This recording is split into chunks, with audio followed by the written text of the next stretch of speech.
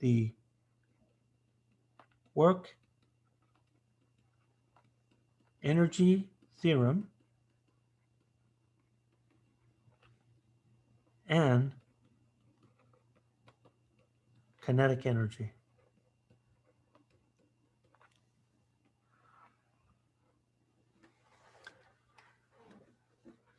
So there's a lot of misuse of the word kinetic energy.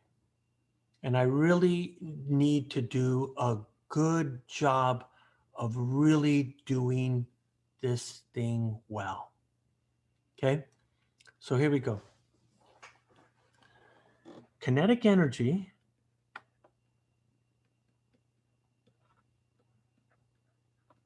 which you'll see me write as KE when I'm writing it in sentence form. Kinetic energy can only be defined using the work energy theorem. Okay, you can only do that. And the word kinetic energy is so misused that I'm hoping to give some clarity here. Okay, so what I'm going to do here is I want to give you an example of what do I mean by this. So suppose your car has a faulty starter, right? We're going to say that your car has a faulty starter. So typically what happens here is that this requires a push start and you need a sucker to push the car. So now you got a sucker who's going to push the car here. And so you could imagine here that here's what you're looking at, right? Here's the road. And now here's the car. So when you're thinking about the car here,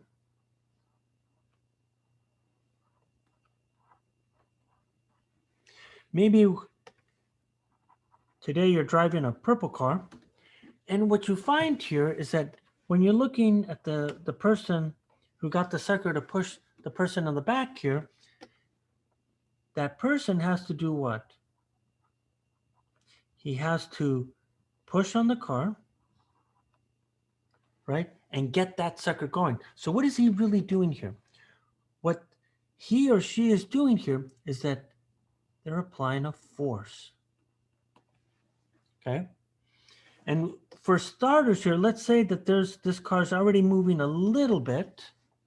We don't have to do that. And of course, in order to get this thing to go to a faster speed, there's an acceleration. But what ends up happening here is that the car is going to speed up. And as the car is speeding up here, what you're seeing here is that there has to be a constant force that's being applied. So when I'm looking at this thing, this force, even though I'm not showing the sucker, is still being applied. And in the end, what happens here is that the car now has a higher speed. By applying a constant force over this interval of delta x, you've increased the speed of the car. Now, we could talk about this in the language of Newton's laws, but remember what I said, there's a paradigm shift that's going on. And so we need to move away from Newton's laws and into the language of work and energy. So what we want to do here is that we need to calculate work. So how do I calculate work? Well, there's a force being applied on this car, which is external to the car. So I got to use N2L. And this tells us that the net force is going to be mass times acceleration. Now, we need to know what that speed is right here. Okay? We need to know what that speed is. So typically, the way we calculate speed, so if I know what the acceleration is from Newton's second law, I then use kinematics to actually calculate how the distance, the velocities, and the accelerations are concerned. And what I need to do here is that when I look at the kinematics, the relationship that connects all of these together is this equation right here.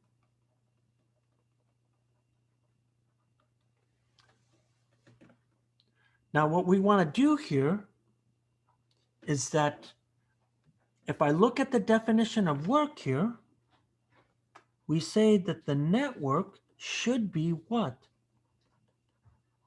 The net force times the distance. So if I look at Newton's second law, note that this is ma times delta x. But wait a minute, that distance, delta x, I can rewrite from kinematics.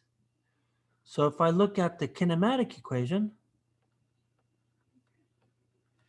what this tells me here is that the acceleration I can rewrite as v2 squared, v1 squared over 2 delta x.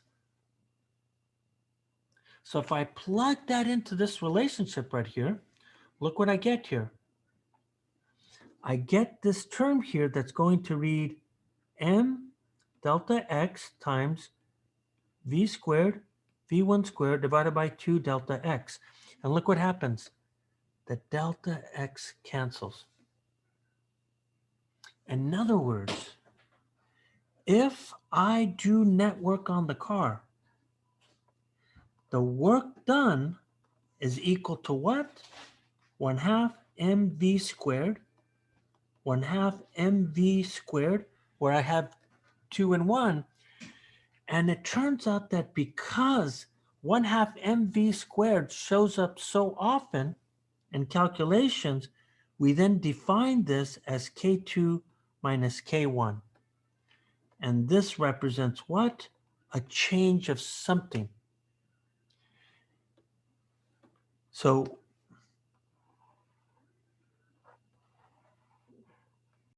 is that you're seeing that I'm talking about kinetic energy. And there's a lot of issues with kinetic energy because a lot of times people will sort of like say, oh, this object has kinetic energy. And I'm going to tell you right now, that is a meaningless statement. And you'll see, hopefully, with how I try to explain this thing. So I said kinetic energy can only be defined through the work energy theorem.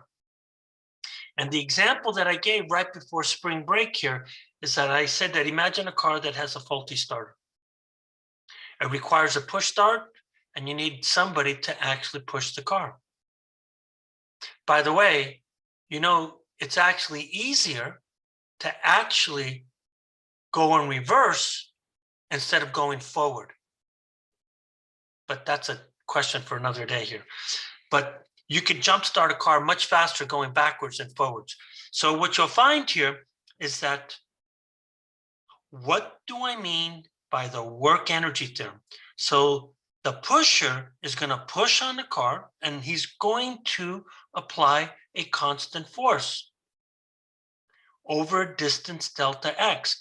So then the speed change goes from v1 to v2. So remember, we're defining this as work. And work is meaningful. So as I calculate the work, right, I'm going to use N2L and I'm going to use kinematics. So then the net work is going to be the net force. But the fact that this thing is accelerating, we know that the net force must be mass times acceleration. So then I use kinematics to replace the acceleration. The distance cancels out. And look at what happens when we have work. Work is not, it's one, you get this thing that it's going to read 1/2 mv squared minus 1/2 mv squared, right? Between 2 and 1 here. And because this term shows up so much, when we're doing work to change the motion of an object, they define this as kinetic energy. Now note, work is the change. Work is a physical thing. So if you talk about work of a single, kinetic energy of a single moment, like kinetic energy K1, that is meaningless. Okay, that is meaningless. And I'll try to stress that again, because it's very common for people to say, oh, that object has kinetic energy. And I'm going like, God damn it, that's a bunch of bullshit. That's not true. So in the language that I prefer here, that is physical language, what this really means here is that I have kinetic energy plus the net work is equal to the kinetic energy at point 2. This is my physical picture of the work energy theorem. This is the one I prefer right here. And because this comes up so much here, there is a new term in energy. And we say here is that we abbreviate it by K because it comes up so much, and we say that this is what we define as kinetic energy, right? A new term in our language here. And so what I want to do here is that I want to go in and I want to look at this thing, right? And remember, my job here is to get you to physically understand what this stuff means here. Okay, so let's make some remarks here to see if we can interpret this nicely for you. So the first thing that we want to talk about is that, note, this work represents a non-equilibrium situation. And what I mean by that is that in the language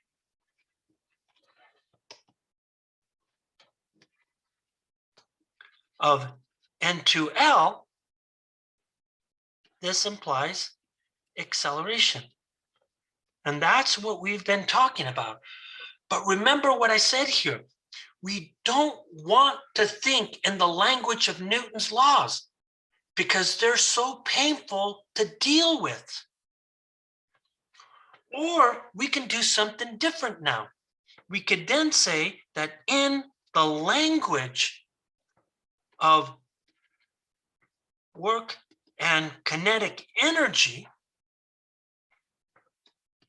we can also talk about non-equilibrium situations. And what I mean by a non-equilibrium situation in this case, I really imply what? That the kinetic energy is not equal to 0. So this represents an accelerating system as well. So when I have a change in kinetic energy, I have an accelerating system. What do I mean by that? Okay, so in the language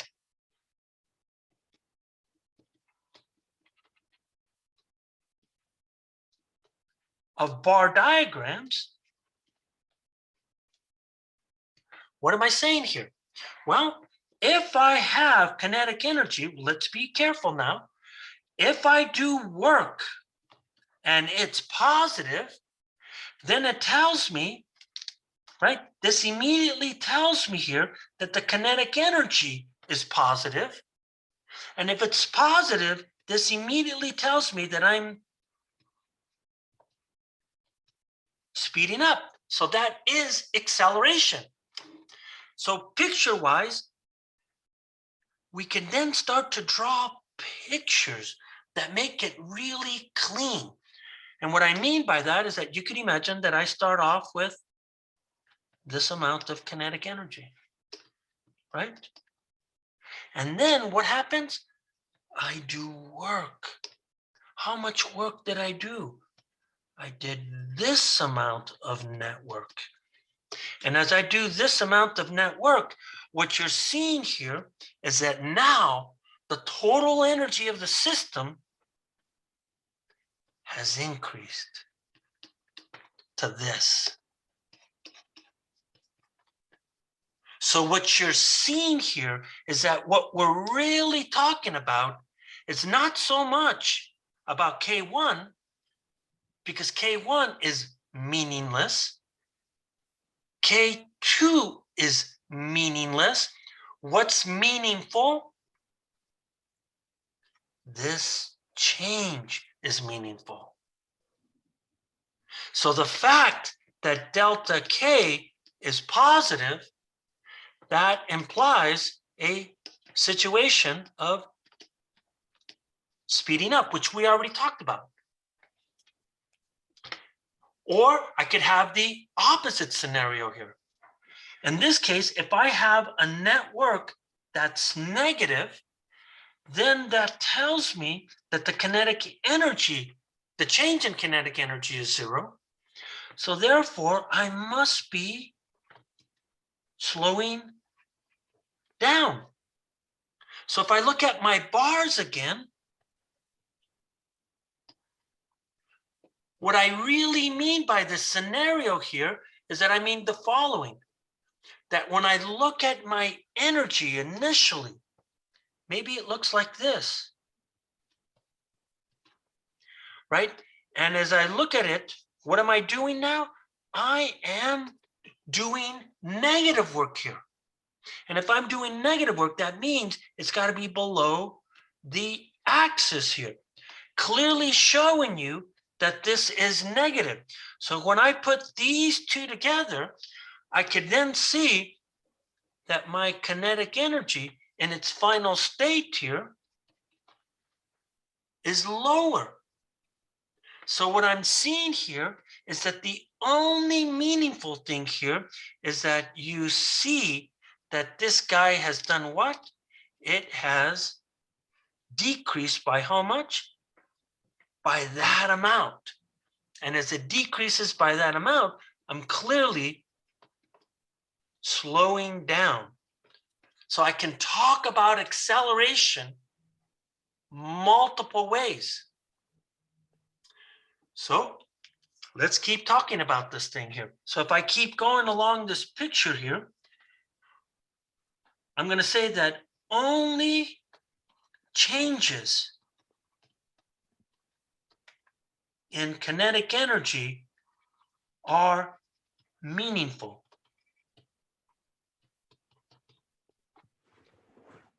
Right? Only changes in kinetic energy are meaningful. So when I'm looking at this thing, the one thing that I want you to pay attention to here is that I want you to pay attention to, can you do work at one point? Can work be done at one point? And the answer, of course, is no way. That is meaningless. So when you say kinetic energy, so when I say the word, hey, here's my kinetic energy, this object has this much kinetic energy. By the way, textbooks say this, but I'm pretty sure the people writing textbooks know that saying kinetic energy at point one, they know that it's not meaningful. It's you that I'm really talking about. Okay, so when you say an object has kinetic energy, I'm saying that this is meaningless. It has no meaning. It's like trying to say that work can occur at one point. That's ridiculous. You know there has to be a distance change to do work. So if I compare this now to this guy, where I say I'm now going to look at the difference of this, we know that it took work to do this. So in this case here, this is meaningful. So when we talk about work like this, it's important that we talk about what it means to do work here. And so let's look at sort of like a picture of what do I mean by changes. And I'll do this just to give you a picture of this thing. I'm going to immediately come in here and I'm going to say kinetic energy, of course, depends on velocity and mass. So to try to stress what is meaningful and what is meaningless, let's look at the picture here. And so how you judge the change in kinetic energy of an object is by which requires more work. So to determine which object, has the larger change in kinetic energy, ask yourself which required more work. That's how you start to build intuition on energy, because pretty soon we're going to drop work as we go to conservation of energy. And that shit gets tricky when you do that. It really does. Energy is a very, very abstract concept, even though we use it on a daily basis. Okay, here we go. Let's talk about velocity dependence. So you know everything that I'm saying. My job is to do what? Put it into the language of physics. Here we go. Right? We could imagine that we have two cars.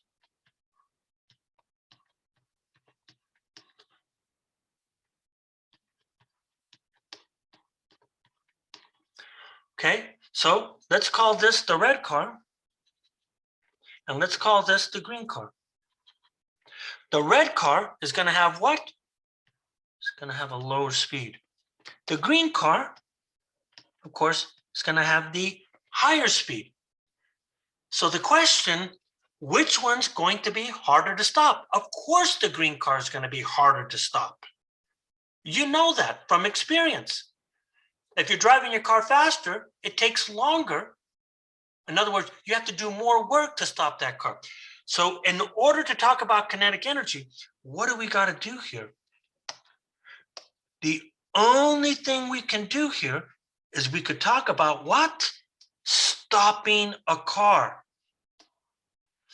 I can't say that the green car has a higher kinetic energy. That is a meaningless statement. Kinetic energy is only meaningful with changes. So what do I got to do? I got to stop it, right? I got to come in here and I got to stop the car. What do I got to do? I got to stop the car. In other words, this car is going to have a speed of 0. This car is going to also have a speed of 0. That's what I mean by kinetic energy. Not at one point. It has to be the whole thing. So now we look at this thing and we go physically, which one required more work? Well, of course, this guy and that guy have to be of that order. But wait a minute, what does the work energy say? It says this requires a smaller change in kinetic energy. This guy requires a higher kinetic energy. So what we're seeing here is that the way we're stopping this is we're looking at the difference between these two. So to stop this thing, look at what happens here. This guy is 0. So my change here, if I'm being precise here, this guy is 1/2 mv squared like this. Maybe I should put this as 1 and this is 2, just to be more clear of my language here. So in this case, this is V1. Now, if I compare it to the other one, well, of course, the final kinetic energy is 0, but this guy has a larger K1 value. And we already know that this guy is 0. So look what happens here. It's still 0, but the reason why this had a bigger change in kinetic energy is because this guy had a higher speed. This is meaningful. And look, this work, look at the change in kinetic energy. It's negative. Of course it's negative, because we were doing what?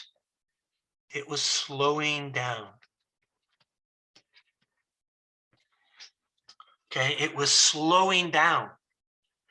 That's what I mean by kinetic energy being meaningful when you look at it in terms of changes in kinetic energy. So a lot of times that 0 is dropped, but you know it has to be there. I could say the same thing with the mass dependence.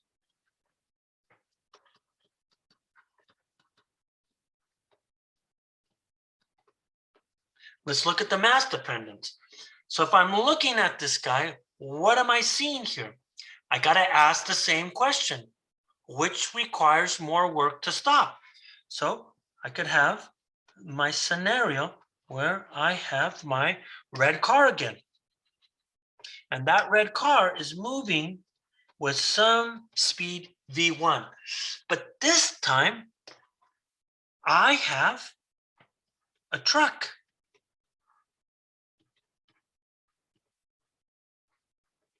And this truck here, right? It is moving with exactly the same speed as the red car here, right? As these guys are moving here. But again, to say that that has more kinetic energy is meaningless. We know that this guy has to be harder to stop, but I got to stop it. If you say anything different, then that is a meaningless statement. I wonder how many times you're going to hear me say that. Probably till you're brainwashed. You have to stop this thing, right? You have to stop it. And so when you stop it, then that means here that now I ask the question, which is harder to stop? And we already know the answer because it looks like this. So we know because it's harder to stop, then we do a change in language and say, well, the truck clearly has a higher and a larger change in kinetic energy. And then we start to look at the details. What do we know about the details? What we know about the details is that as I go and I look at these guys, of course, this is 0. And of course, this guy is 0. But when I start to look at the details, then we say, well, they're both 0. But what do we know about the difference between these guys? It has to do with the mass. It has to do with the mass. It's the mass that made the kinetic energy larger for the truck, the change in kinetic energy. That's what made it harder to stop here.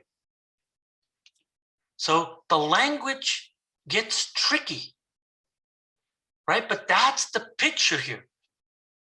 And there's another scenario here that could get quite wild here.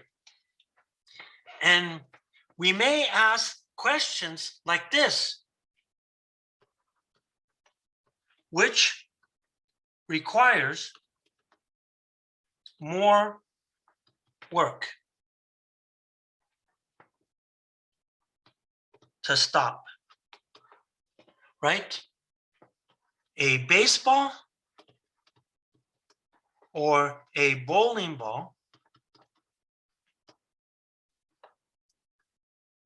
with the same kinetic energy, which requires more work to stop?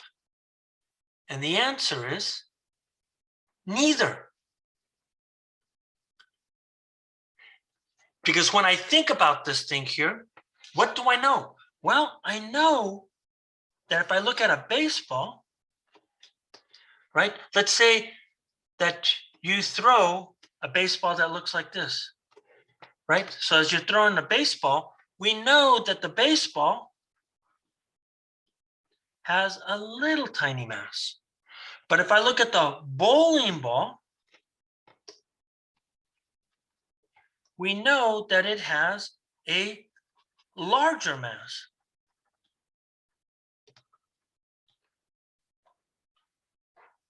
But wait a minute, it says the same kinetic energy. But if they have the same kinetic energy, then that means that they must have the same amount of work. So when I look at the scenario here, we know that in each case, we have to stop the bowling ball or the baseball. So if I look at the baseball, the only way this could be true is that the smaller mass has a higher velocity. And the bowling ball, because it has a larger mass, must have a smaller. So we're saying here is that, of course, this has to be the baseball, and this has to be the bowling ball.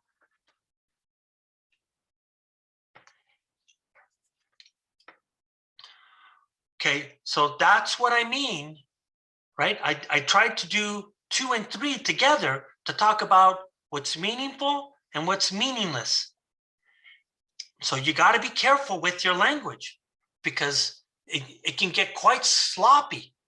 And you'll see me if you talk that way. I'm going to immediately go in and I'll hit you with points here. So let's go to the fourth one now. The fourth one here is this. This is a really important piece here because it comes up a lot. Kinetic energy is a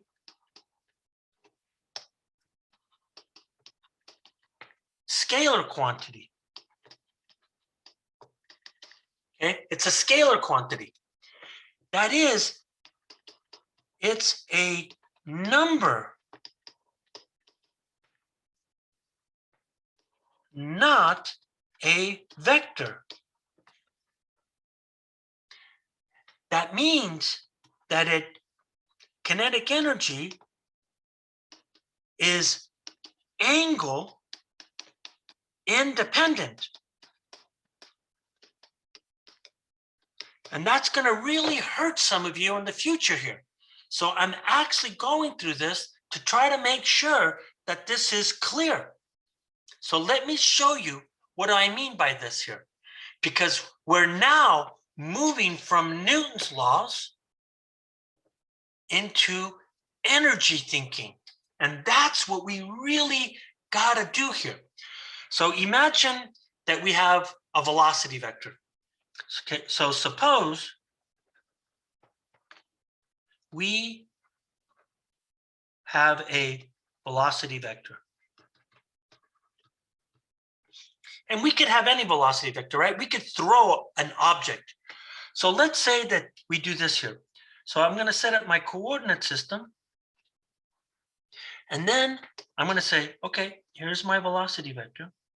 So if this is my velocity vector, that means I have some velocity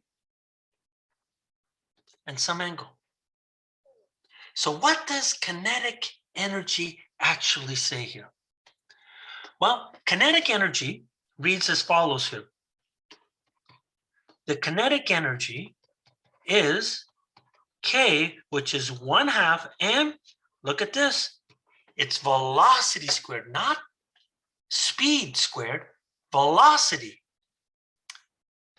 So that means then I'm really writing this as a dot product between two velocity vectors. So when I do that, what I get here is that I get Vx squared plus Vy squared. But wait a minute. That means here that I'm going to get what? I'm going to get an x component that's going to be V cosine of theta. And I'm going to have a y component, V sine of theta. So if I now substitute this into this relationship, look what I'm getting. I'm going to get 1/2 m, then I'm going to get V squared cosine squared of theta plus V squared sine squared of theta. And look what you're seeing here. If I factor out the V squared, look what I get. I get 1/2 mv squared, right? So now that's the speed of the object, but then I get cosine squared sine squared, and you already know that this expression is the well-loved trig identity of 1. So in the end, you see that the kinetic energy is independent of angle, right? This is angle independent. This is a remarkable and somewhat unbelievable fact, right? In fact, I think I want to say that here, right? This is a remarkable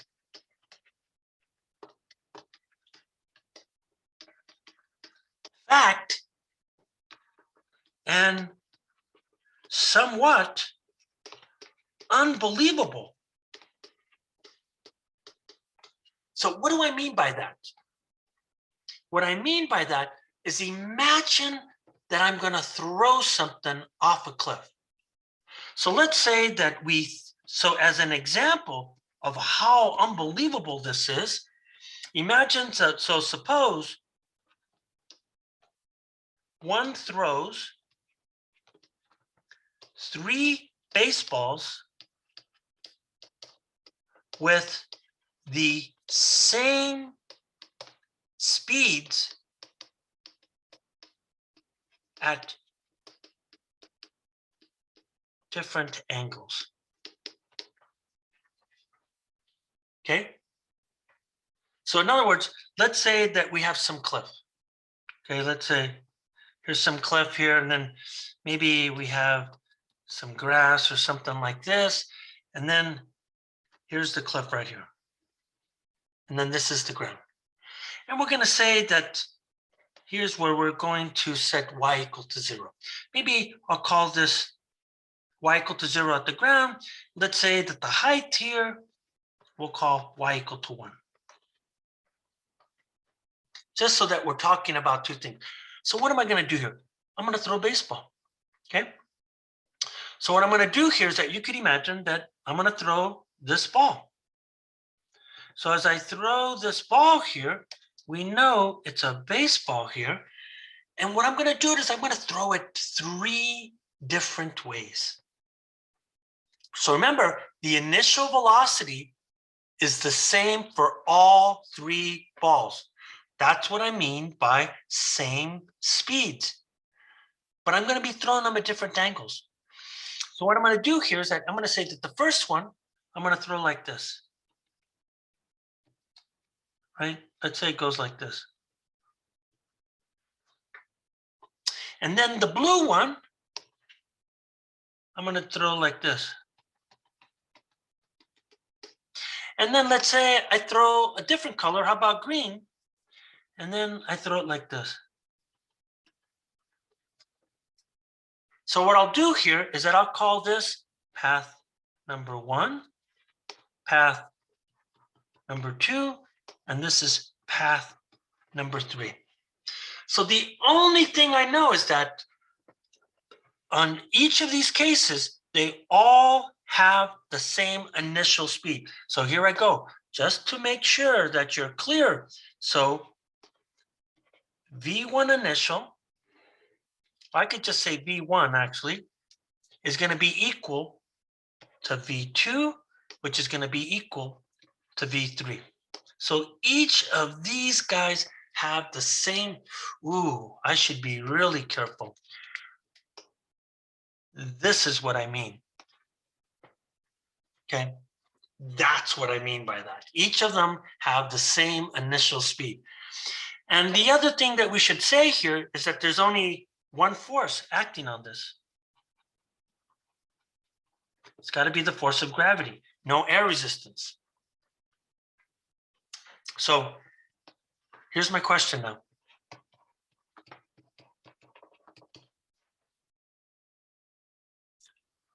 Which ball strikes the ground with the fastest speed?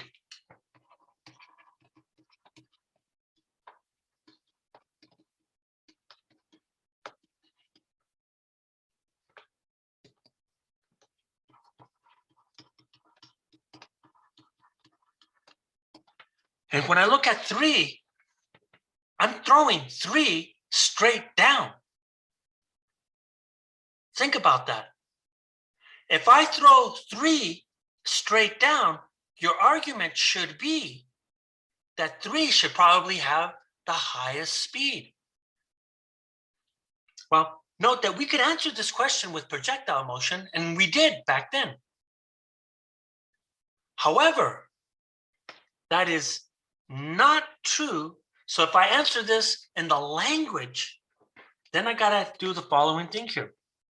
So if I use the language here, I'm going to talk about the work energy theorem. And that tells me what's doing the work. Okay. And in this case, it has to be gravity. So let's go calculate this thing. So according to this, the work, the net work should be what? Well, it should be the net force dotted with the displacement vector. So when we look at what we said about the displacement vector, it looks like this. So note, there are no forces in the x direction. And there's only a force of gravity here. And so when I look at this work here, note that all 3 of these balls must have exactly the same work, because what's doing the work? The only thing doing the work is what? F of y must be the force of gravity. But what's the change in height? Well, the change in height must be, I started off at 1, so then it must be y2 minus y1. So note that this guy here, by the way, we should note here that this is negative. So therefore, that negative sign of mg and the negative sign of y2 minus y1 means that this is, it's the same for all of them. So this is going to be a constant for all 3 throws, and it's going to be positive, right? This implies here that there's positive work being done. So what we're seeing here is that all of these have the exact same work. So when I look at this thing here, we could then say this here, that the that all 3 baseballs have the same work. But if they have the same net work, then they must all have the same kinetic energy. Excuse me? They have the same change in kinetic energy. So this implies that they have the same,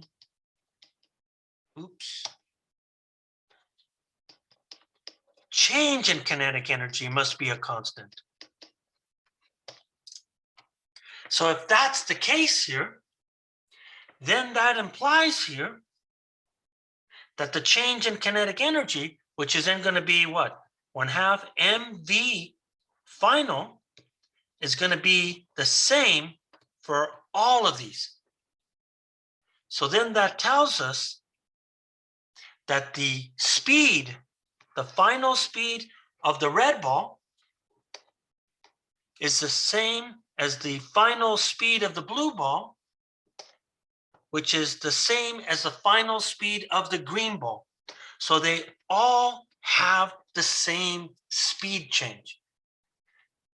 But note, this language is, much, much easier if you just think about this in terms of a bar diagram. Look, here's my bar diagram. So instead of going through all this hoopla, we could use a bar diagram. So in the language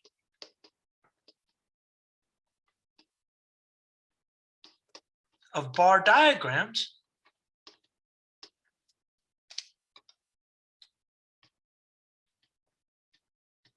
what do I see here?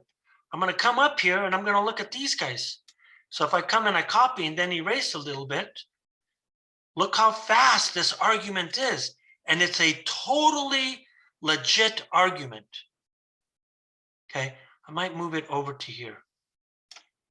So how do I look at this thing? I'm not even going to look at this. Okay, so I'm going to come in and I'm going to erase all of these. So what am I seeing here? I'm going to remove my force of gravity, and then I'm going to start to look at my pictures here. What's the kinetic energy of the red ball? It's this amount right here, right? What's the Oh, what am I doing here? I'm drawing them too big. So I look at the initial kinetic energy of the red ball. And so here's what it is. So now what am I going to do here? There's going to be the work of gravity. So we already talked about the work of gravity doing work. So what does the work of gravity do? We saw that for each of the workings are exactly the same here. So when I look at this guy, what I know here is that the kinetic energy of the ball increases to that amount. So the bar diagram tells me that each ball looks like this. But wait a minute. What we do know here is that if the kinetic energy of one is equal to the kinetic energy of the blue ball versus the kinetic energy of the green one, so what you're seeing here is that in each of these situations, they're all the same. And so because the work is all the same, they must all have the same final kinetic energy K2. But if they have the same final kinetic energy K2, then it implies here that they must have the same speed. And I think that's a pretty unbelievable, kind of thing to think about here. I think that's a real shocker here. Now, what I want to do here is that I want to go in and I want to look at our last thing here. So that was 4, I believe. So now I want to go to 5. This is the last piece.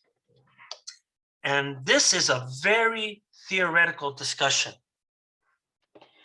And what I really need to do here is that I need to start setting you up for this kind of thinking. And that's why I'm doing this. So we are now moving towards conservation laws. You're going to see that what conservation laws do, where these laws talk about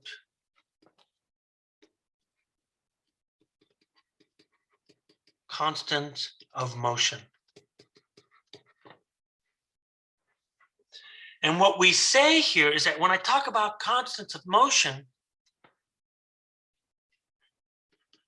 these do not change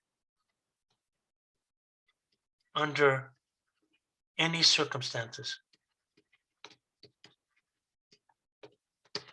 They do not change under any circumstances.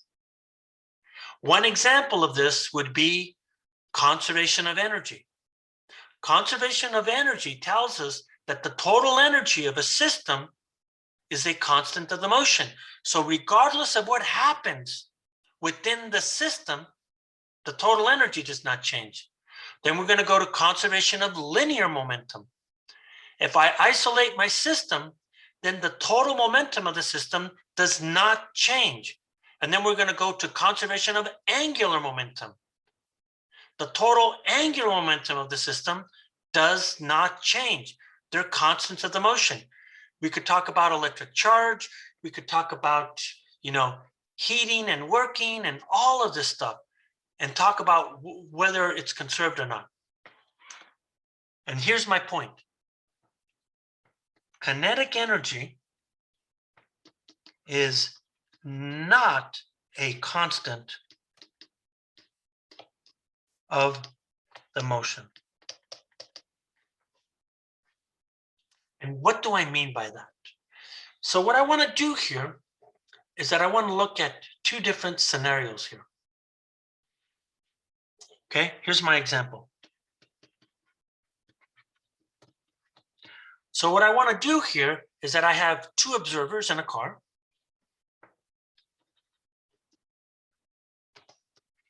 Two observers. One on the ground and one in the car. So what do I mean by that? Well, so my first example is that we imagine that we have our little observer. And so when I'm thinking about this little observer, let's say that this guy is my little blue observer. And all we know is that this guy is at, so this is, he's at, so it's at rest relative to the ground.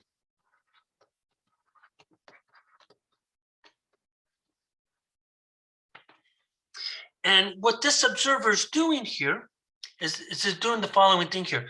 We have a car. So I actually going to move this down a little bit. So now we have a car. So we have a car that's driving by. And what we're going to do here is that we imagine that this car is driving. And what we'll do here is that we'll assume that this car is, let's say, is moving. Let's say that the first, it's moving at 30 miles an hour. And then what are we going to do? We're going to stop this car.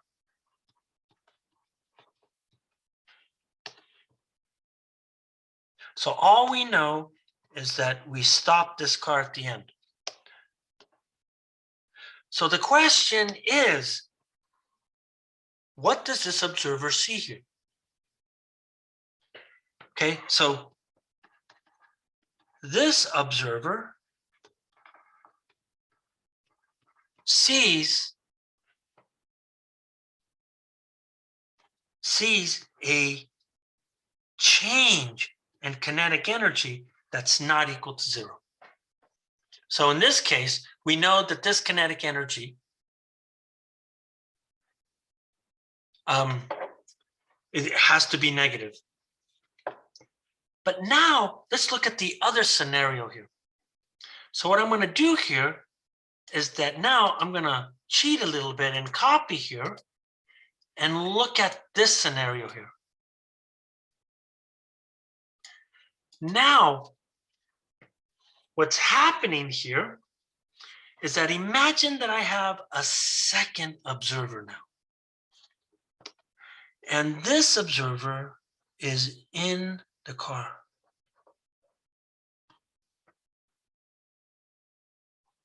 So in this case here, we have an observer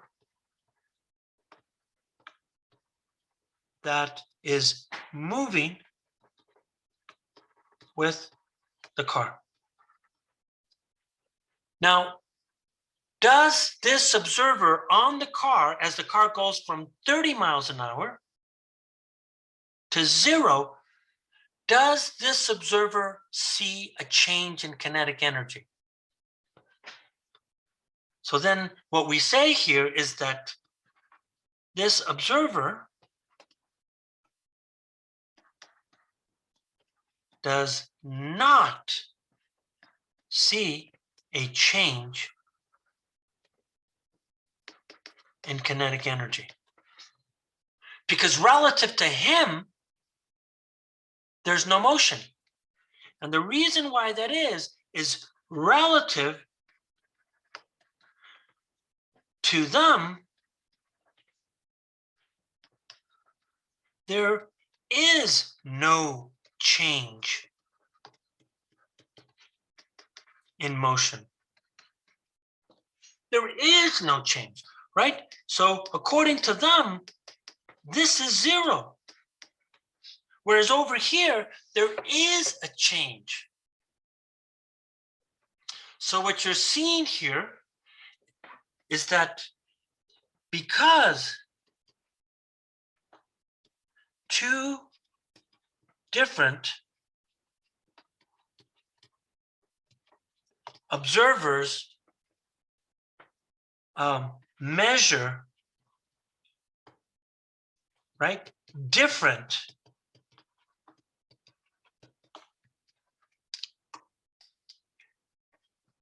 changes in kinetic energy,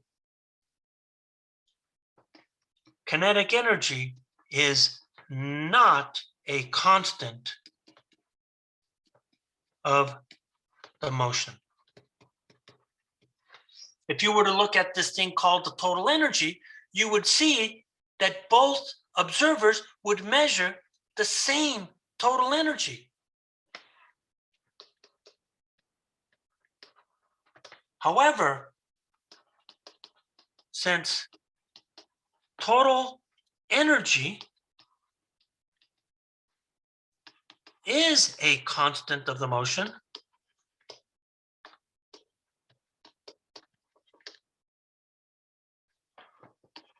both observers would measure the same total energy. And that's, like I said, this is really for the future because this is an argument that I'm going to have to make here very soon. So what you're seeing here is that we're applying the work energy theorem to the spring system now. And when we apply it to the spring system, what we're going to be looking at here is that we're going to be trying to do the same thing that we did with kinetic energy. And what do I mean by that? Well, when we applied the work energy theorem to kinetic energy, what we did here is that we took a work and we changed, and in this case, the speed of a car. So the energy that was stored by doing that work is what we called kinetic energy. So kinetic energy is stored energy. Now we want to apply the work energy theorem to the spring mass system. And what we're going to do here is that we're going to learn about a new kind of energy or a new form of energy. And you'll see here is that this spring energy is connected to position, really changes in position, just like kinetic energy is associated with changes in velocity. And we started looking at one of the cases, but we want to look at two cases. Is we want to look at the cart that moves away from the equilibrium, and then we want to look at the cart that moves towards equilibrium. Those are two different situations. And the reason why they're different is that one of them is moving away from the equilibrium. So you're stretching the spring, and then you're doing negative work. And now, as you move towards equilibrium, you're speeding up and you're doing positive work. And so what we did here is that we went in and we started looking at this. I said, here's the case one. We imagined that I said that because the net force is 0 at the equilibrium, that's going to be the maximum speed as a car moves from the left to the right. But as soon as I pass the equilibrium point, remember the equilibrium point is our 0 point, then the spring force is doing negative work and it's slowing the car down.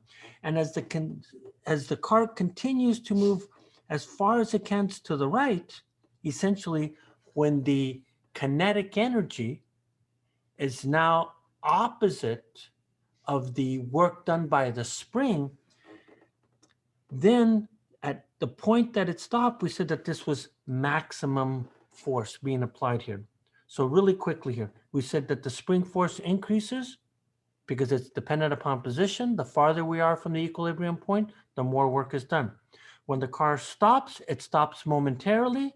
That's what we call the turning point. That's where you're getting a change in direction. Maximum displacement from the equilibrium is called the amplitude. So that's just a language thing. And when a cart stops, the spring force is maximal, which then from Newton's second law tells us that it's maximal acceleration, and that occurs at the turning point. And so what's contradictory to a lot of people here is that they say when the car comes to rest, its speed is 0. That's where the velocity is changing directions. That is the location of maximum acceleration. So what you're finding here is that some people find it unusual because this is, how could something be at rest and have maximal acceleration? Well, then that means that you're mixing up velocity and acceleration. They're two different things. So what we want to do here is that even though I'm jumping the gun, I want to go in and I want to keep using the energy picture so it becomes intuitive. And you're going to see that we're going to draw this here very shortly here. Look at what happens to the cart. So you could imagine that the cart is starting over here to the left, right? It's starting over here to the left and it's moving down. So as it moves down, you could imagine that clearly at the bottom of the well, the spring well, what you're seeing here is that the car must be traveling now with its maximum speed. And you may say, well, in this picture right here, you get maximum work before the work change is positive as it goes down. And then at the bottom, of course, it goes faster. You know that when you're riding a bike. So now it starts to climb up the hill. And it can only go up so high. And at the point where it stops, that's what we call the turning point. And then, of course, it's going to come back. So what we did here is that we only looked going from the equilibrium to the turning point. So the next piece that we're going to look at is that we're going to be going all the way back down. That's going to be case 2. But we're not done with case 1. And so when you look at case 1, what we got to do here is that if we're going to look at this thing graphically, we have to use the work energy theorem. Why do we have to use the work energy theorem? Well, this is a variable force. That means that you have to solve a second order differential equation, which is beyond the scope of this course. Lucky for us, we have the work energy theorem that allows us to deal with variable forces. And so what we're looking at here is that we know that the work is the area underneath the curve. So let's check it out. And so what we're seeing here is the spring force is a linear force. It's minus kx here. And I'm going to plot the horizontal distance x. So that spring force is a negative force. So I have to draw that negative slope from the equilibrium point down here. So what I'm going to do here is that you could see that what I'm going to do is that I'm just going to draw a line from the equilibrium, and it's going to come in and it's going to look something like this here. So I want to go to about right here. Is that where I want to go? Yeah, let's say. So let's say that I draw to right there. So what I'm really doing here is that I'm moving to where? This point right here is my what? My turning point. That's where I'm going to turn around. So what you're seeing here is that as the cart, look at the picture here, as the cart is moving to the right, note that the displacement and the spring force are in opposite direction, so it does negative work. So here I go. I'm going to come in, and I'm going to highlight this whole thing. This is the work of the spring. The spring is doing negative work. So when I'm looking at this, in this scenario here, this is the work of the spring, and it's negative work. So once again, here's my cart. It's moving in that direction. So when I'm looking at it, what I'm seeing here is that the displacement is in this direction, but the spring force is in that direction. That's what tells me that I'm having a spring force that's negative. So now we know that we're going to get a negative number. Of course, we're going to get a negative number. We expected that because the cart is slowing down. So here we go. So here I go. So now let's write the work. The work then is going to be what? It's going to be the force dotted with the displacement. And this is a definite integral. So I'm going to go from the equilibrium point to the turning point. Now, because this is along the x direction, this line integral can now be an integral along just the x direction. And so what you find here is that this is then going to be the integral of what? Of these two limits. And then it's the spring force times dx. So now if I integrate this, you all know that this guy's going to be here with k being a constant. This is going to be 1/2 x squared of the turning minus 1/2 x squared of the equilibrium point. Now, I know that the equilibrium point is 0, but I'm just making it into a definite integral. Now, it turns out that I am missing a sign here. I mean, it's there, but I want to really stress it, is that there's that negative value here. And what you're seeing here is that when you look at this, this is a term that shows up quite a bit. And anytime you deal with the spring, what you're getting here is that there's a minus sign here, and I'm getting a term that reads 1 half kx term, squared minus 1 half kx equilibrium squared. And if you make some analogy with this here, this looks very similar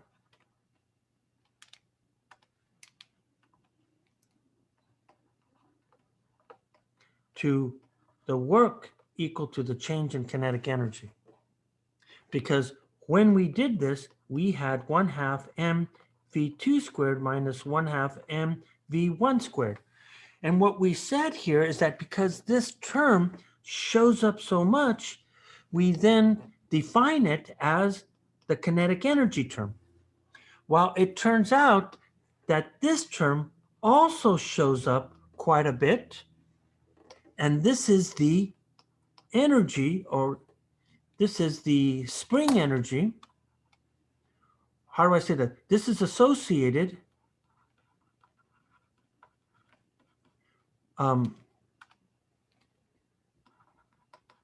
with the work stored into the spring. And we call this, of course, spring energy. And in the next chapter, we're going to define this as spring potential energy.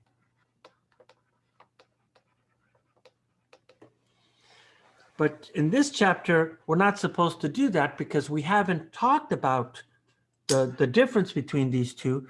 But what I want to show you, that there is a big difference.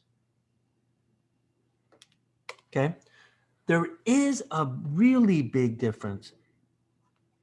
And believe it or not, the big difference is that this is a plus sign. This is a negative sign. And it turns out that anytime you have a negative sign like that, that has a very, very specific meaning here. So this is then the energy stored in a spring. And it's that minus sign that will be a central point very early on the chapter to figure out what that meaning of the minus sign is here. But for right now, this is what we say here. Okay, so let's be very, very clear so that we know exactly what we mean. So here's what we're saying here. So in summary, we have the work of the spring is then going to be minus 1 half kx2 squared minus 1 half kx1 squared. Okay. And what do I say? What have I been stressing again and again and again? This thing is what?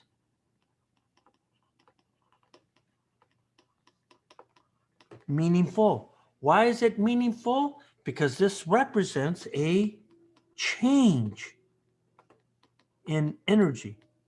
In this case, it's the change in the spring energy. So when somebody goes in and they say, okay, what's the energy of the spring? And somebody's going to come in and they're going to write, oh yeah, it's 1 half k x squared.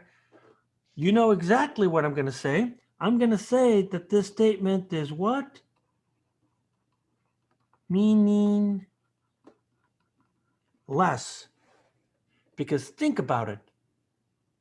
In order to do work, you have to go from one location to the other. So to say that the work at one point is meaningful, well, that's hogwash. So let's get back to our problem here. So now I want to go back to the force versus distance plot. And what we're seeing here is that the equilibrium point is 0. So if I come in and I look at this thing, you could see here that the work of the spring is then going to be what? There's my minus sign. Then I'm going to get 1/2 k x at the turning point squared minus 1/2 k x equilibrium squared. But wait a minute, this guy is 0. And because that is 0, you're seeing that this is minus 1/2 k x of the turning point plus 0. And you can see that this guy is what? Negative. Right? That this guy is less than 0, which implies that it's negative. And that's exactly what we expected, because negative means that there's negative work. So therefore, this implies here is that the speed, right? So that what this tells us here is that the work of the spring being negative tells us that the kinetic energy of the cart is slowing down. Exactly what we expected from the work energy term.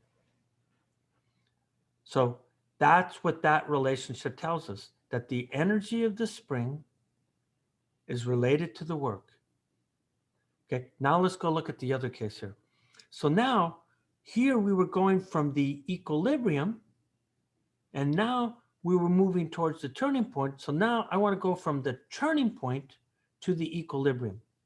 So what I want to do here is that I'm going to take one of these, and then I'll redraw them just to get the right size here. I want to come in and I want to look at case 2. So here we go. Case number 2. And when I look at case 2 here, what I'm going to do here is that now I have a cart. So I have a cart moving towards the equilibrium. The other one, I was moving away from the equilibrium. So let's go look at this thing here. So what is my picture here? Well, I'm going to start off with a cart here system. I'm going to put this down here. It's only for scale. And so what I'm going to do here is that I'm going to say, okay, so what does this thing look like? Well, I know that I'm going to have just the opposite scenario. Actually, I need it here.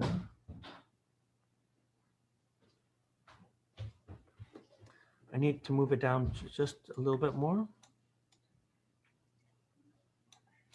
And then I need this guy here.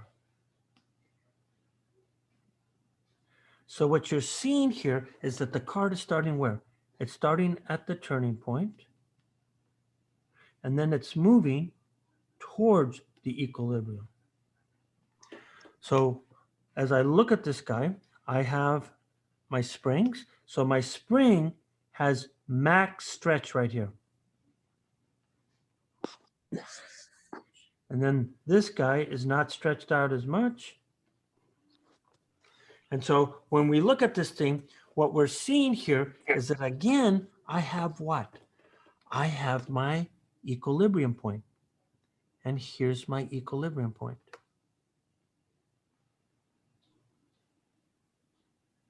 Right? There's my equilibrium point. Where's my turning point? This is my turning point right here. So if I look at my turning point, it's going to look right here. So here's my x equilibrium. Here's my x turn. And so the picture that I want you to have in your head is the same picture that we had before, right? It's really this guy right here. This is the picture I want you to have in your head. So if I copy this and I bring it down here, all I have to do now is that I essentially have to come in and just sort of like adjust the size here. And it looks like the size is pretty good. Okay. And so what's actually happening here? Well, what's happening here is that I have my cart doing what? It's now starting at V equal to 0. And you could see that when it gets to the very bottom, we expect what? That the current would be V max. It starts at V equal to 0, and then it goes to V max. Not a surprise, right? If you go to the bottom of the hill, you would expect to be moving fastest at that point. So what you're seeing here is that you're getting this here now. So if I look at this thing, the displacement is in this direction, and now I have maximum force. Oh, not there. Bad location. Sorry about that. Bad touch. And so what you're seeing here is that you're going D, and then I have the spring force. I continue to move here, but this spring force is max because it's at the turning point. And then you're seeing here is that the force and the spring are moving in the same direction. And so when I get to here, I have V max, right? I have V max. And because I have V max, then I could go in and I can do, and I could see from this picture that, of course, it's doing that. Where's my mouse at? Here it is. Right, so we're seeing that exactly like we would expect here. And the reason why this is maximal speed here is that that's where the spring does not act. So if I sort of like summarize what we did last time, we're seeing that we have what? We have max spring force, right? We have max spring force, which tells us that we have max acceleration. And then here, you're coming all the way, the spring force is equal to 0. So in this case, you have V max at the equilibrium point. So let's sort of like make some remarks and then start to look at this thing. So in a very analogous way to what we did before, what we're seeing here is that the first thing that I would say here is that the spring force and displacement are in the same direction. That implies then that the work of the spring is positive, so that tells me I should see that the work of the spring is then going to change the kinetic energy to be positive, so it should be speeding up, right? There's an increase in speed. So if I look at my integral here, my integral then says that the work of the spring now is different this time. I don't have a negative. What I'm going here is that I'm going from x turn to x equilibrium, and I'm still getting this guy. So this guy has to be positive. And what you're going to see here is that I get the exact same expression as before, but now the equilibrium and the turn expressions are reversed here. So again, look at, I have that minus sign. So all of the work done by the spring gets converted into spring energy. It's in the spring. And what you're going to find here is that if I now look at the details where I now set x equilibrium to 0, look what I'm going to see. I'm going to get that this expression here is going to give me minus 0 plus 1/2 k x turn squared. And check this out. This is a positive term.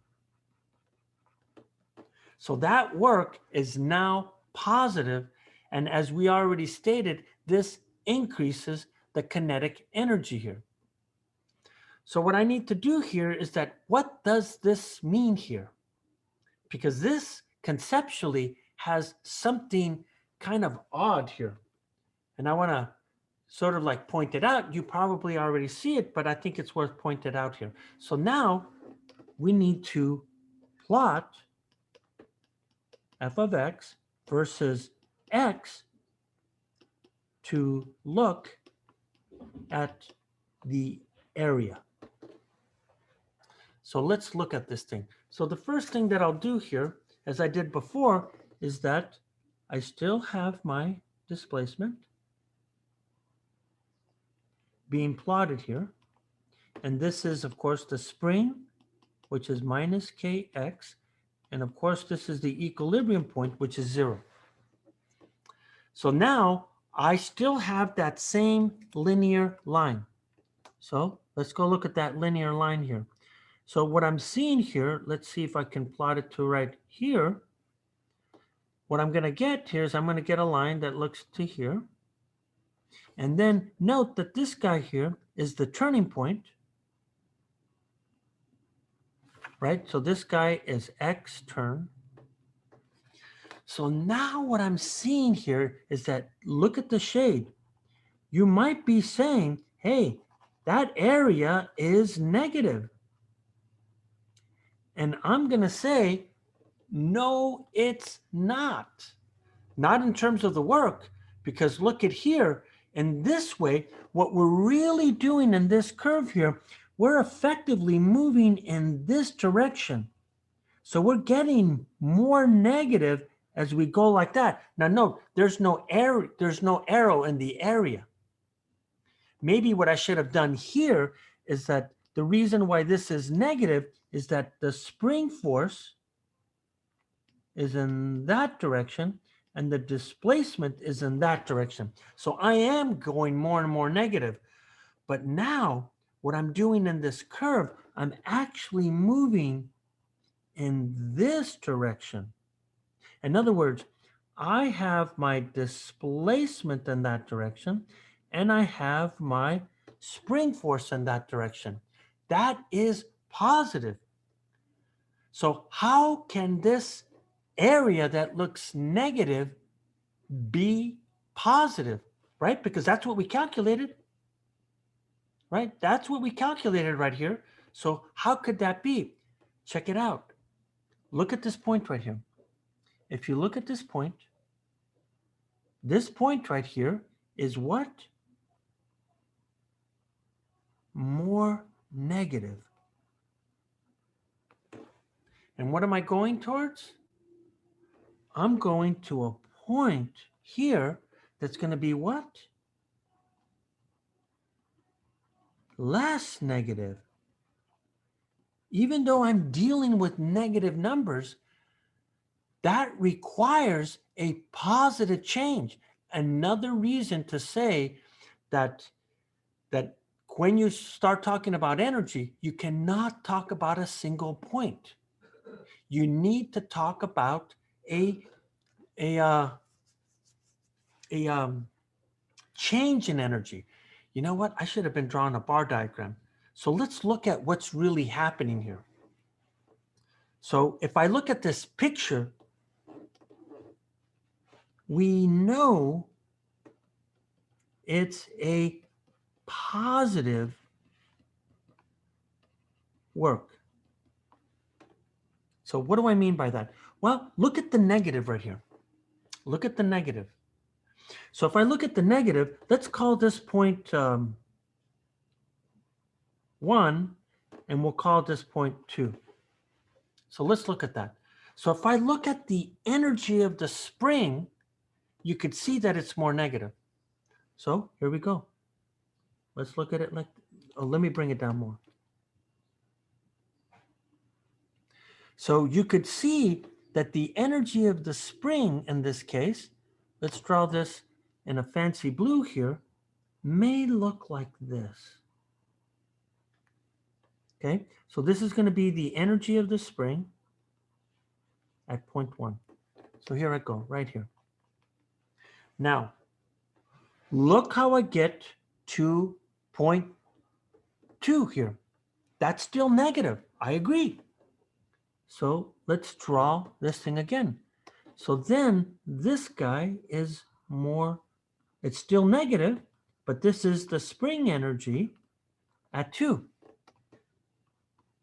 Now, how do I get from 1 to 2? So if this is 4 squares and this is 2 squares, the only way I can do this is that there has to be work. And so when you look at the work in this case has to be what?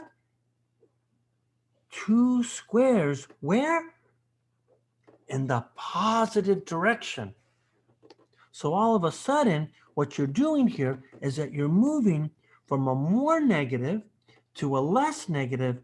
Therefore, that work had to be positive. So when I look at this spring work here, it must be positive. I showed you mathematically. Now I'm trying to show you physics-wise. That's why that is positive work. Okay, so now let's wrap it up. I think we're done with this whole scenario here. So now what I want to do here is that now I'm just going to wrap up the whole thing. So what am I doing? The cart is now going to start oscillating about the equilibrium point. So this means here, I'm going to bring up a whole new case, which I didn't talk about before. But now what we want to do here is that now we have a cart oscillating about the equilibrium. Now, I think the best thing that we should do here is that redraw our thing here. So if I redraw our potential well, what does it look like? Well, let's see if I can do this here. Let's say 1, 2, 3, 4. 1, 2, 3, 4. So let's see if I can draw a good curve. That looks good enough. So if you're looking at this guy here, remember, in the energy world, this is something that you can't escape. You can't go through this energy field right here, right? You can't go through that spring energy field. So what's happening to the cart? Well, what we know here is that we have a cart, right? Here's my cart. And when I'm looking at this cart here, what we know here is that this cart is then, we know it's at the turning point, and what's it going to do? Well, as it goes here, we know that there's a displacement in this direction, and we know that there's a spring force in that direction. So what's going to happen? The cart's going to come, and it's going to reach what? The equilibrium point. And so now we've already talked about how it goes up, and then it comes back down. But then this tells us here that if nothing is lost, this turning point right here, right? This is X turn. And then this turn right here is going to be X turn. Then what's going to happen here is that the cart is going to reach its maximum height right here. And as it reaches its maximum height, what we're seeing here is that as it's going up, what's happening? As it's going up, we know that there's a displacement along that direction and a spring force in that direction. So what's it going to do? It's going to stop it at the turning point eventually. And then what's the cart going to do? It's going to start coming down. And as it starts coming down, I have the spring force, and that spring force is going to do work until it maximizes the kinetic energy at the equilibrium point. So this guy is really what? This is turning point number 1, and this is turning point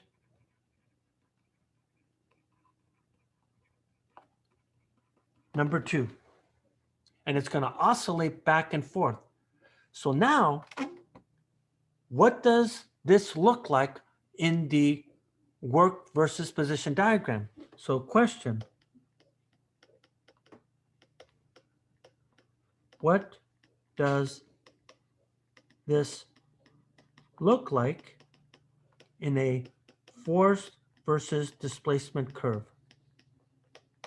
Well, What we do know here is that if the spring force is negative, when it's in the negative position space, then I get two minus signs. So then I should have a positive slope. So that came out really wrong. Maybe I can do a do-over and scratch what I just said. Okay.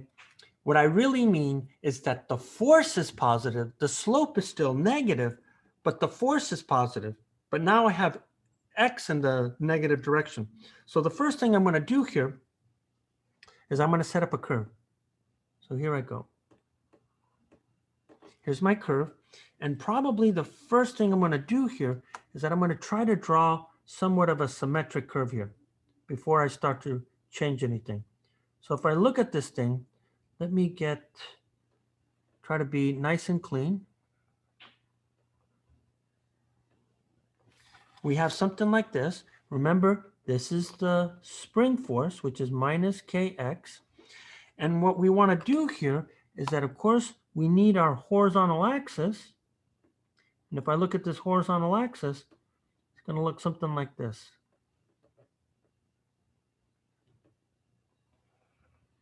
Whoa, maybe not so much like that. How about like this? And so what you're seeing here, I have two curves. Well, I have my first turning point, right? Here's my first turning point right here. So this represents the so-called green area that we were talking about beforehand. So this is on the right side of the potential well. Now to separate the two, I'm going to say that if this is 1, 2, 3, 4, 5, 6, this should be 1, 2, 3, 4, 5, 6. So this would be the other turning point right here. So this is X turning point number 2. This is X turning point number 1. And of course, that's the direction of X. And so what you're seeing here is that then this guy here, when I'm looking at this thing, it should be somewhere around here. So this guy, I'm going to sport it in a blue curve. I'm filling blue here. So then check this out. We know that in this case, that there are two possible situations. So if I move away from the equilibrium, okay, if I move away from the equilibrium, then that means I have my spring force and my displacement in opposite directions. So now I have a spring force that's negative. So it's going to reduce the kinetic energy of the cart. However, if I now coming back towards the equilibrium, where these guys are in the same direction, then the work of the spring, as we already talked about, is positive because I move from a more negative to a less negative number, which requires positive work. So then here I go again. I'm going to do the exact same thing. So then what happens is that then it's the reverse. As I start to move away from the equilibrium, then what I'm having here is that I'm having my, let me be more careful. I'm going to have my spring force and my displacement in the opposite direction. So in this case, the spring force is negative right there. And it's going to slow the kinetic energy of the cart. On the other hand, if I'm coming back, this guy's feeling the force. And so therefore, that work is positive. So I said that in pictures here. And so then I could then come back and say it in words just to summarize then, right? So in summary, to make sure that you're following me, here's the first thing that I would say here. So when the displacement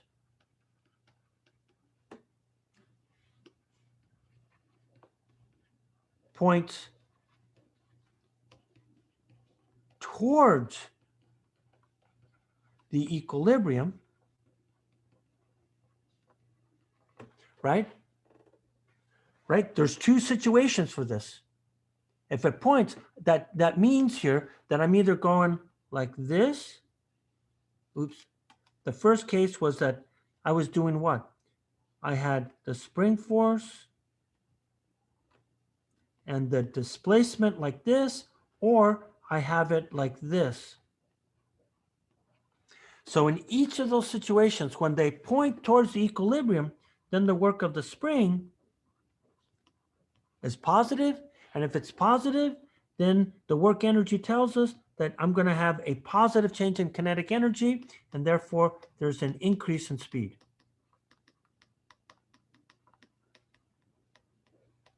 No surprise. And then it's the opposite now. When the displacement points away from the equilibrium,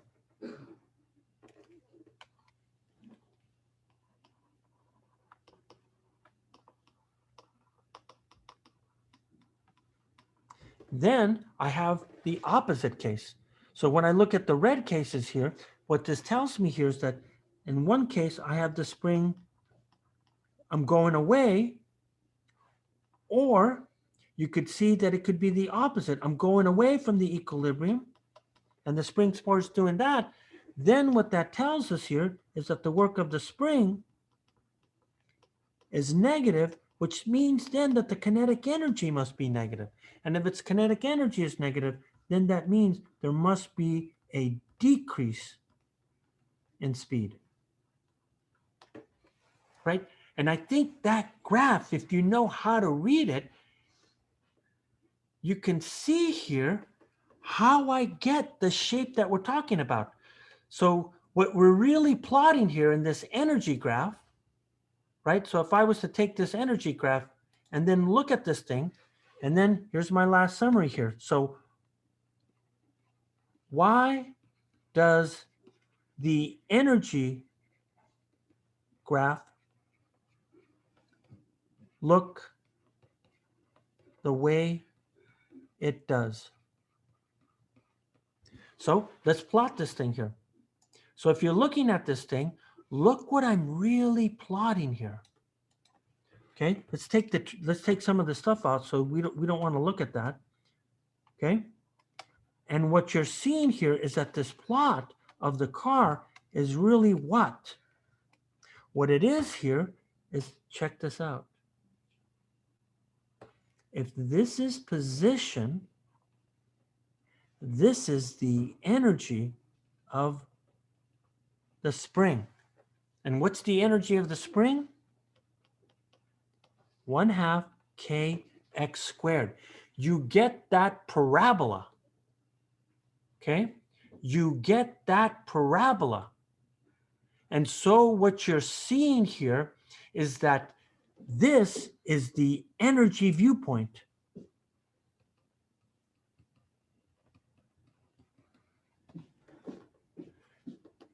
Not the springs. There is no springs. The cart doesn't really look at the springs. It looks at this energy well that it has to move in with.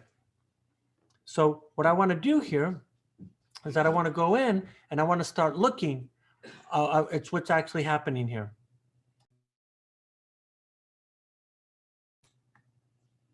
And so what I want to do here is that to try to get some application of this thing, I want to go and look at examples. So the first example that I want to do here is I want to grab this guy right here.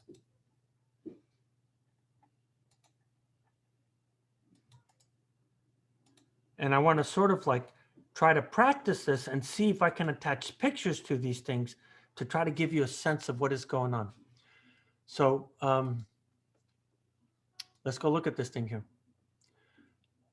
So what you have here is that you have an air track, and the thing that you want to remember about an air track, which you may not know, is an air track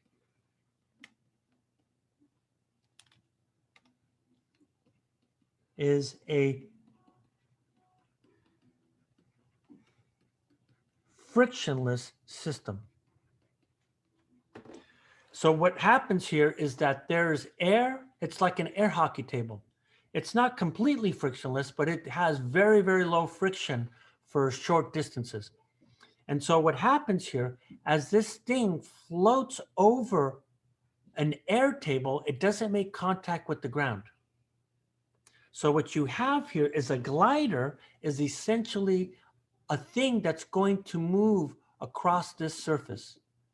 So it says here that this glider has a mass of 0.1 kilograms, and it's attached to a spring of a horizontal air track by a spring force here. So what am I really talking about?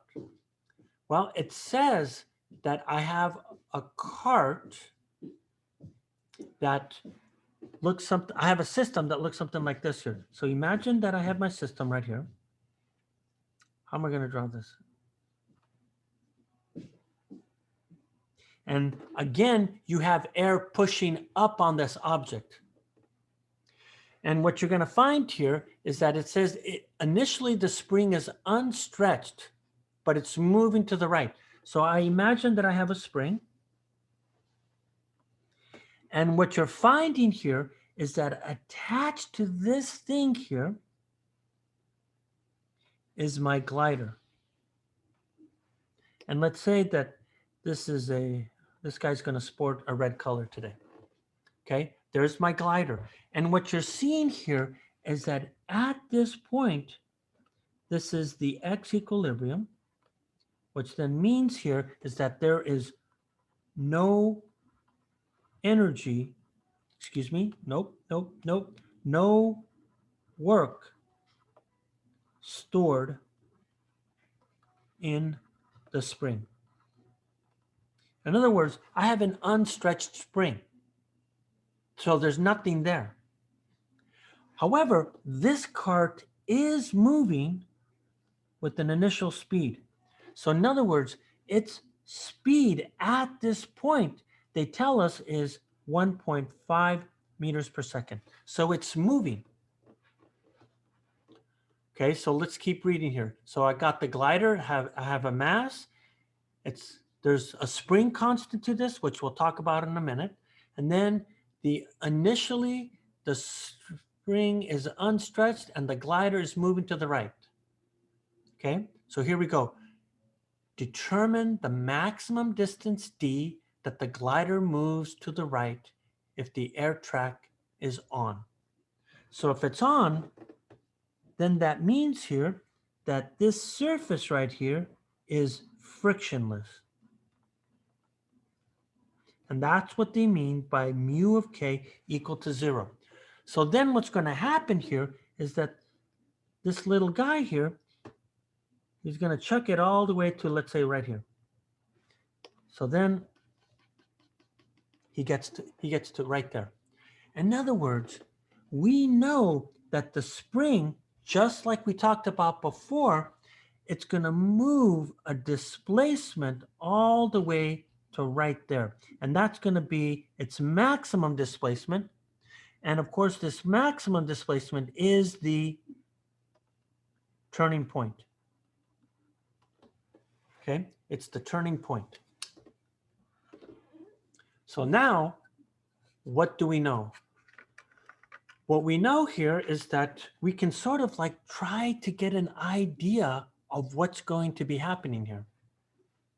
So according to the work energy theorem, let's draw a bar diagram. So let's talk about a work energy bar diagram. Okay. So what do I know here? Well, I know this thing has kinetic energy. It starts off with kinetic energy. So according to the work energy theorem, what we know here is that the cart is moving at the equilibrium point. So that, let's say that we arbitrarily give it this amount of kinetic energy at this point. And this is going to be the kinetic energy at the equilibrium point. Right? That's what we know. And what we also know is that eventually this cart is going to get to the point where its speed must be 0. And of course, because that's the turning point right there. That means that the kinetic energy at the turning point must be zero because that's where it turns around. So the only way that could be true here is that there must be negative work of the spring. So if I look at negative work of the spring, if this is 3 squares, then this has to be 3 squares. And that has to be the work of the spring.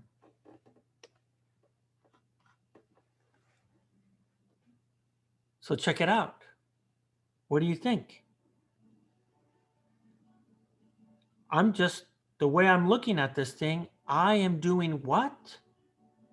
I am literally solving an equation with pictures. This is what the work energy theorem does.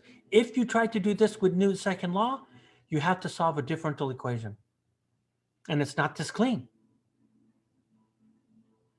So this is pretty awesome because if you solve the differential equation, what you're going to find here is you get cosines and sines. Do you see any cosines and sines here? No. Dude, this is a freaking sexy picture, if you ask me, because all of a sudden I'm doing, I'm avoiding all that hardcore mathematics, just relying on a physical picture. So let's go. We know that this spring work has to be negative. So when we look at this thing, we could come in here and we could just say, hey, I know that this has to be negative. So it must be 1/2 kx squared. That's the work. But it had to start from someplace, which is where we get our 0. Remember, work is not about 1 point. It's about 2 points. So check this out. So I'm going to go right off my picture.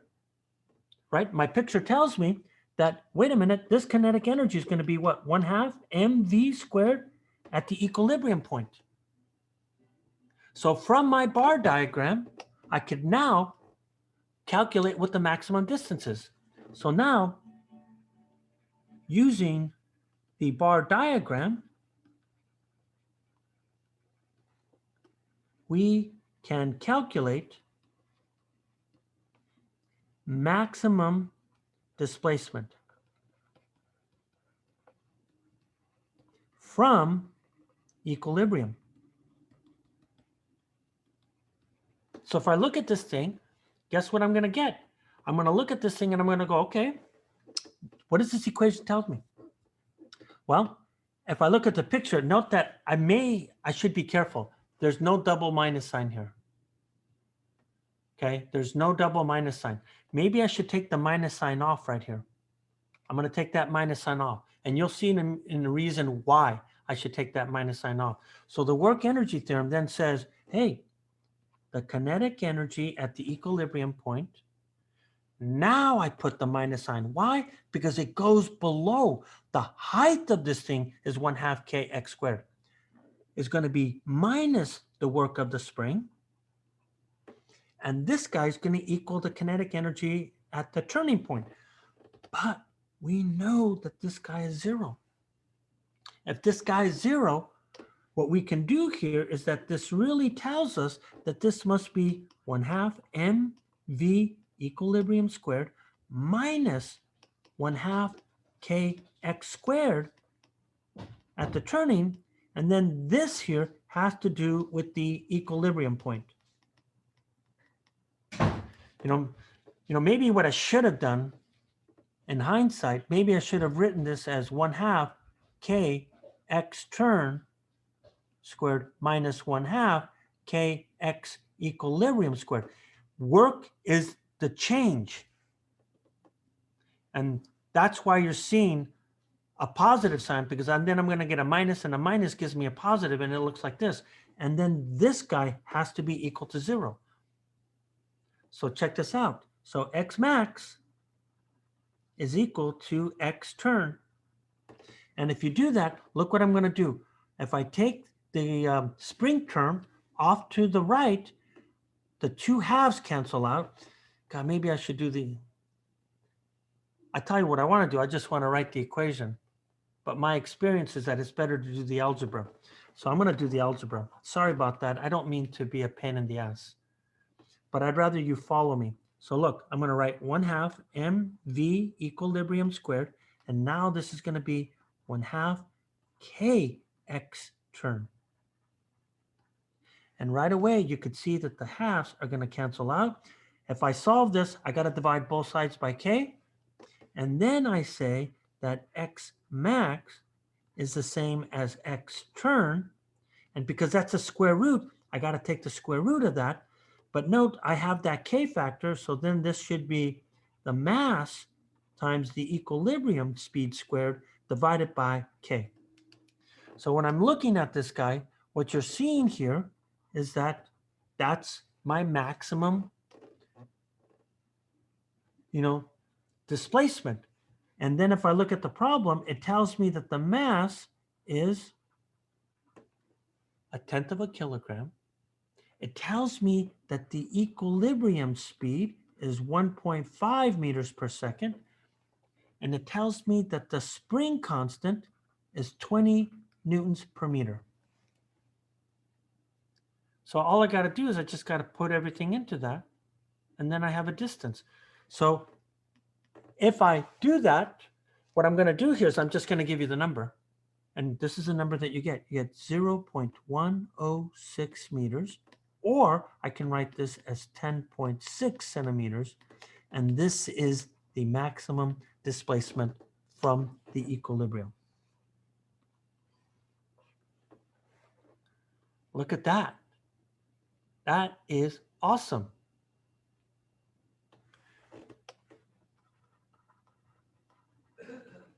You apply this to Newton's second law. Note, what would you do in Newton's second law? You come in, you write the net force. What does the net force say? Well, that's minus kx, but this has to equal mass times acceleration. But look, I have a variable force, so now I have to go in and write a differential equation. And from this, I have to go calculate x. So then I solve this for acceleration or position, excuse me.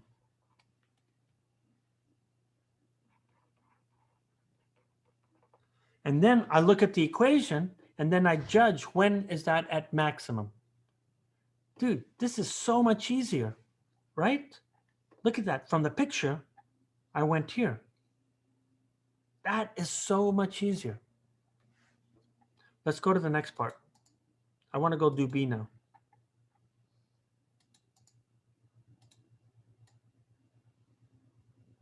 Okay. So now we're going to look at B. So now what you do is that as this thing is, instead of, not having any friction, you now have friction.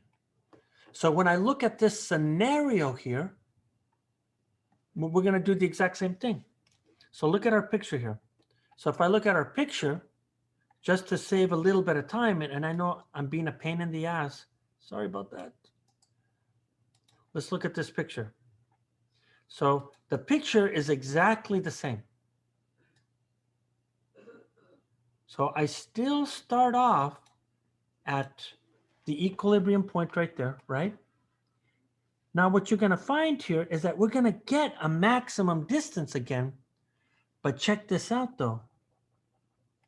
We now have sliding friction. And you could see that now I have a non-zero frictional force here. So think about this thing. So if I try to interpret what we expect here,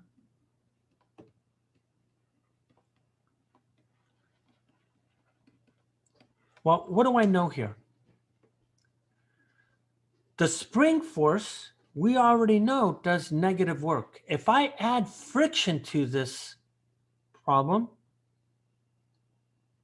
is friction going to reduce the kinetic energy of the car? Absolutely. So what we kind of expect here is, so if I start drawing a bar diagram right away, this is what I would expect here. Well, for starters here, let's say that I have this amount of kinetic energy. Actually, let me make this a little bit smaller because I want to try to keep in space here. So let's say that my kinetic energy here, damn it, is this amount, is 3 squares. So this is my initial kinetic energy from beforehand. Now, I know for a fact that sometime later, we're going to take it to its turning point. In other words, its final kinetic energy must be what? At the turning point should be 0. So I got to bring that down to 0 according to the work energy theorem. So what do I mean by that? Well, I know that there's work done by the spring. And I know, so if I'm looking at this thing, as this thing is moving, right, I know that the displacement is in that direction. And I know that there's a spring force going like this, but at the same time, there has to be the work of friction now. So because the frictional force is now helping the spring force doesn't have to do as much work. So what I'm looking at, if I look at what we had up here, I did green for the spring force. We should have less spring force. Let's say it's that amount, right? This should be the work of the spring. In this case here, but in order to bring this down to 0, we must have work by friction. So in this case here, let's come in and just say, yep, here's the work of friction. And if I look at the work of friction, it should be reducing it too. So there should be 2 work that are going to be negative here. Now remember, work is about what? Change. So if I look at the work of the spring, we saw that there's a negative sign here, but note it's already, we know that it's negative because it's always negative. So it should be 1/2 K from the turn to 1/2 K to the, from the equilibrium. And when I look at the work of friction, this is a constant force. So if I look at the work of friction, friction should be what? The work done by friction over the displacement. But wait a minute, what do I mean by displacement? It's going to be the work of friction getting to the turning point minus where it started at the equilibrium point. So that's the 2 works that are going to have to reduce the kinetic energy. So here I go. Now that I have that, I'm going to apply the work energy term. So applying the work energy term,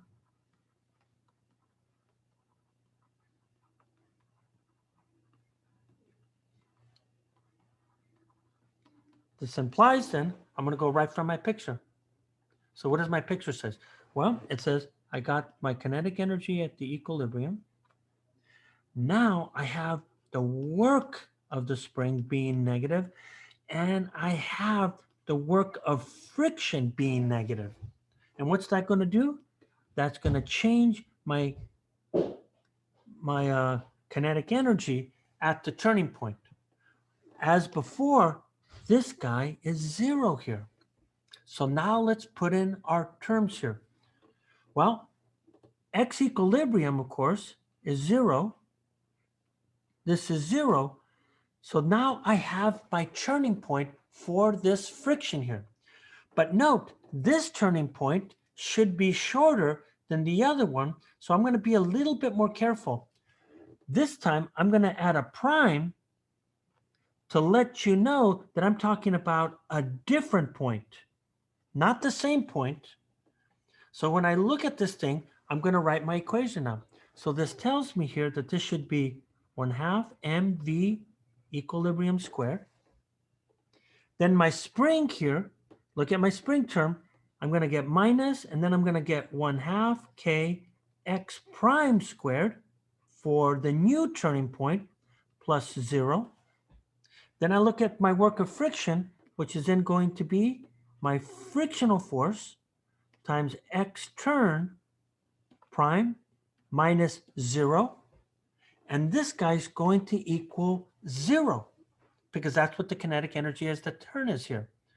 So what you're going to see here is that now I got to go in, and what I got to do here is that I need to solve for x turn prime. So let's look what I get here. So if I look at this term here, I'm going to get a term. So look at that. This is negative. This is negative. So I'm going to take both negative terms over to the right.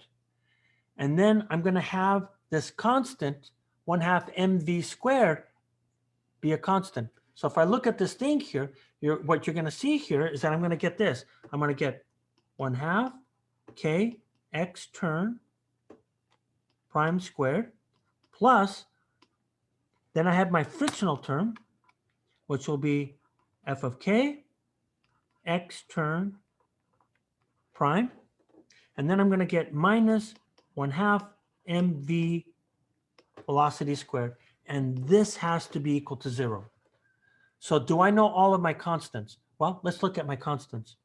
What we know here is we know that K is 20 newtons per meter, as stated in the problem. I know that the mass of the cart is 0.1 kilograms.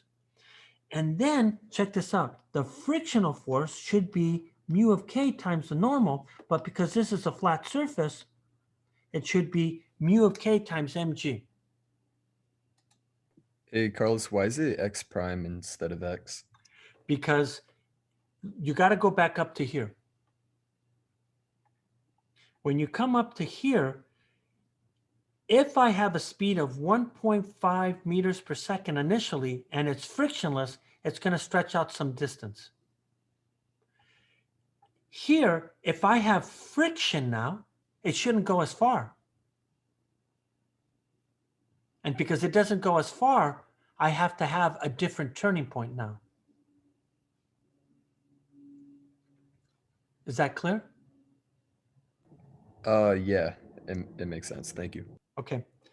And I just saw that somebody answered. There's two different Ks, right? When I write a K like this, that's 1/2 mv squared. If I write a script K, this guy is the spring constant associated with the spring force. So all I got to do here is that, by the way, the other thing I forgot to mention here is that the spring constant, I believe, was 4.7. So I know all of these constants. So all I got to do is I got to solve for the quadratic equation. So if I solve for the quadratic equation, check this out. I'm going to get, so solving the quadratic equation, you're going to see here that I'm going to get x turn prime should then be minus mu of k mg plus or minus, then I get b squared minus 4a times c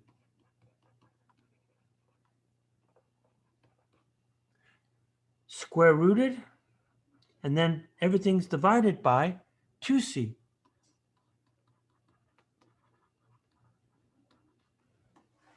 So if you punch these things in here, what does this really mean here? Well, I'm going to get two numbers.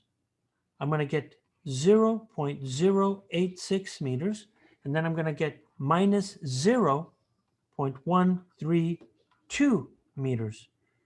Well, clearly you can't have a negative value,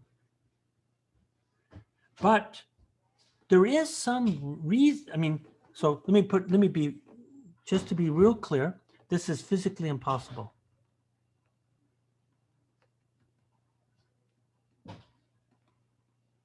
So why is this physically impossible?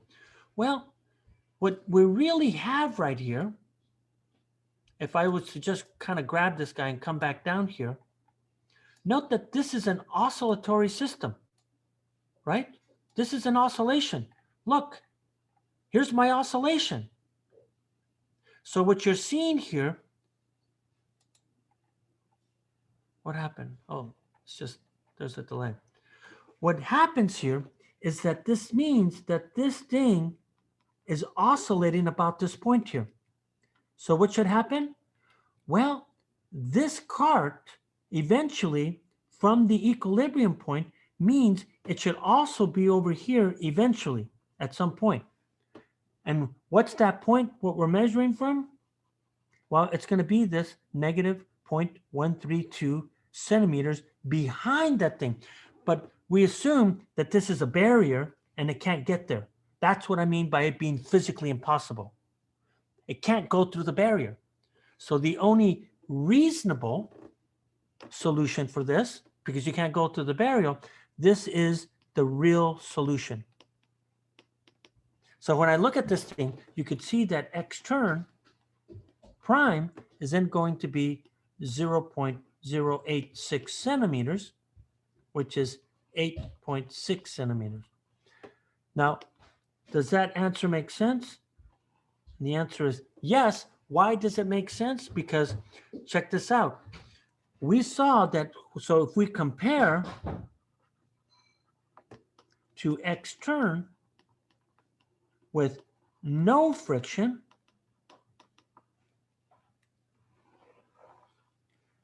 what we're seeing here is that x turn with no friction, what was that value? I think it was 10.6 centimeters. You can see that x turn is greater than x turn prime at 8.6 centimeters. And that's so not a surprise here because we assumed that the work of friction was going to stop it from going any, not as far. And that solves that example right there. Let me see if there's any.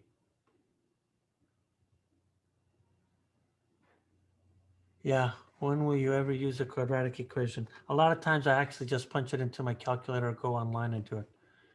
Okay, check it out. We're done here. So what we're done is that, oh wow, we're really done. It's 12:24. So all we have to do now is that we have to come in and really look at, a spring system when we start looking at areas, because most of the time people just calculate areas to calculate the work because, you have to do an integral, but there's some shortcuts around that. So I will stop and I will see you guys either on Monday or tomorrow for lab.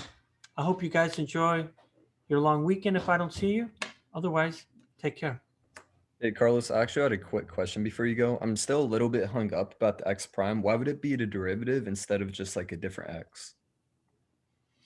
Well, if you write the differential equation, maybe that might be a better way of looking at it. Okay. I guess I And then you'll see what I mean by that. Here, let me go back to my, damn, I can't find my mouse. Here it is, found it.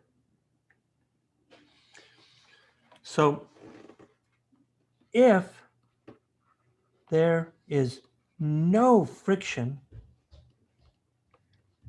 then N2L tells you the following thing. It says that the net force is just this spring force doing work, and that's going to give you mass times acceleration. But if you have friction, what does N2L tell you? Well, the force is going to be bigger in the direction of the frictional force, right? There's going to be an added term that you get a term that looks like this here. So what you're seing here is that you're getting two terms here. And the problem is that we really can't, God, if we write Newton's equation, this frictional force we typically say is a constant force. Let me be careful here.